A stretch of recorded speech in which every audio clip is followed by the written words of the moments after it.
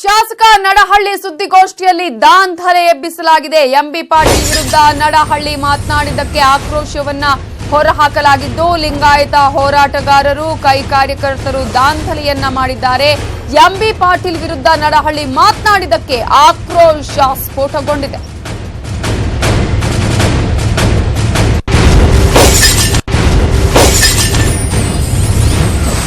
ಸುದ್ದಿಗೋಷ್ಠಿಗೆ ನುಗ್ಗಿ ನಡಹಳ್ಳಿ ವಿರುದ್ಧ ಘೋಷಣೆಗಳನ್ನ ಕೂಗಿ ಆಕ್ರೋಶವನ್ನ ಹೊರಹಾಕಿದ್ದಾರೆ. ವಿಜಯಪುರದಲ್ಲಿ ನಡೀತಾ ಇದ್ದ ಬಡಹಳ್ಳಿ ಸುದ್ದಿಗೋಷ್ಠಿ, ನಡಹಳ್ಳಿ ಸುದ್ದಿಗೋಷ್ಠಿಯಲ್ಲಿ ಈಗಾಗಲೇ ಲಿಂಗಾಯತ ಹೋರಾಟಗಾರರು, ಕೈ ಕಾರ್ಯಕರ್ತರು ದಾಂಧಲೆಯನ್ನ ಕೂಡ ಮಾಡಿದ್ದಾರೆ. ಆ ಒಂದು ಸುದ್ದಿಗೋಷ್ಠಿಗೆ ಹೋಗಿ ಅಲ್ಲಿ ನಡಹಳ್ಳಿಯ ವಿರುದ್ಧ ಘೋಷಣೆಯನ್ನ ಕೂಗಲಾಗಿದೆ. ಧರ್ಮದ ವಿಚಾರದಲ್ಲಿ ಈಗ ಮತ್ತೆ ದಾಂಧಲೆ ಆರಂಭ ಆಗಿದ್ದು, ಈಗಾಗಲೇ ವಿಜಯಪುರದಲ್ಲಿ ನಡೀತಾ ಇದ್ದಂತಹ ನಡಹಳ್ಳಿಯ ಸುದ್ದಿಗೋಷ್ಠಿಗೆ ಹೋಗಿ ದಾಂಧಲೆಯನ್ನ ನಡೆಸಲಾಗಿದೆ.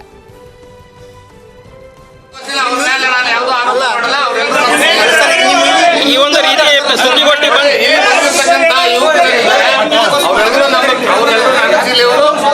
ಅವ್ರ ಬಗ್ಗೆ ನನಗೆ ಯಾವುದೇ ರೀತಿಯಾದಂತ ಏನೋ ಕೆಟ್ಟ ಅಭಿಪ್ರಾಯ ಇಲ್ಲ. ಆದ್ರೆ ಒಂದು ಕೇಳಲಿಕ್ಕೆ ಏನ್ ಬಯಸೋದಂದ್ರೆ, ನೀವು ದಯಮಾಡಿ ಕೂತ್ಕೊಳ್ಳಿ.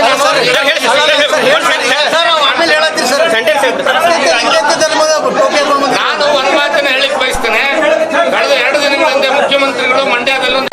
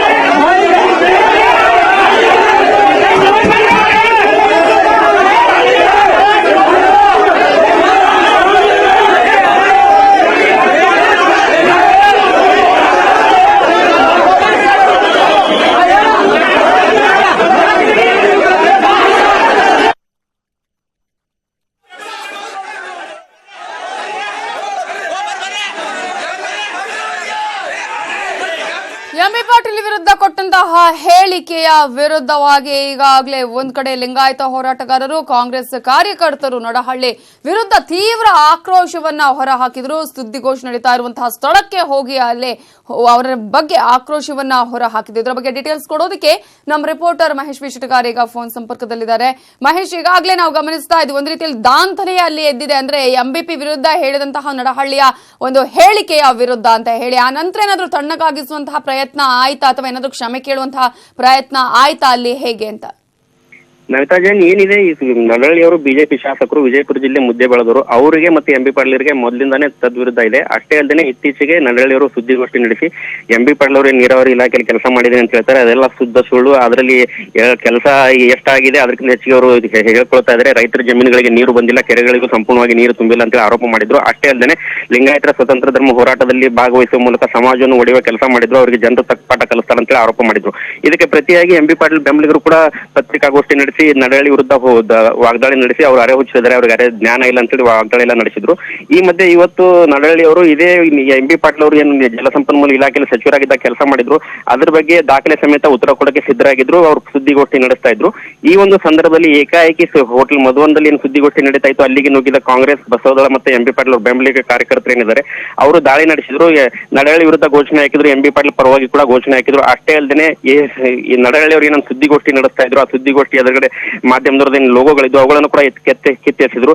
ಈ ಒಂದು ಸಂದರ್ಭದಲ್ಲಿ ಒಂದೆರಡು ಜನ ಪೊಲೀಸರು ಅಷ್ಟೇ ಇದ್ರು. ಈ ಒಂದು ಸುದ್ದಿ ಹರಡುತ್ತಿದ್ದಂತೆ ಮತ್ತಷ್ಟು ಜನ ಎಂ ಬಿ ಪಾಟೀಲ್ ಬೆಂಬಲಿಗರು ಕೂಡ ಹೋಟೆಲ್ ಸುತ್ತುವರೆದ್ರು.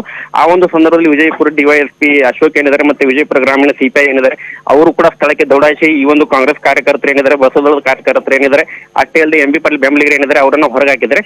ಇಷ್ಟ ಆದ್ಮೇಲೆ ನಡಹಳ್ಳಿ ಅವರು ಸುದ್ದಿಗೋಷ್ಠಿಯನ್ನು ಮುಂದುವರಿಸಿದ್ದಾರೆ. ಮತ್ತೊಂದ್ ಕಡೆ ಹೋಟೆಲ್ ಹೊರಗಡೆ ಈ ಎಂ ಬಿ ಪಾಟೀಲ್ ಬೆಂಬಲಿಗರು ಅವರು ಪ್ರತಿಭಟನೆ ನಡೆಸ್ತಾ ಇದ್ದಾರೆ, ನಡಹಳ್ಳಿ ವಿರುದ್ಧ ಘೋಷಣೆ ಹಾಕ್ತಾ ಇದ್ದಾರೆ. Namita, okay, thank you Mahesh ಡೀಟೇಲ್ಸ್ಗೆ.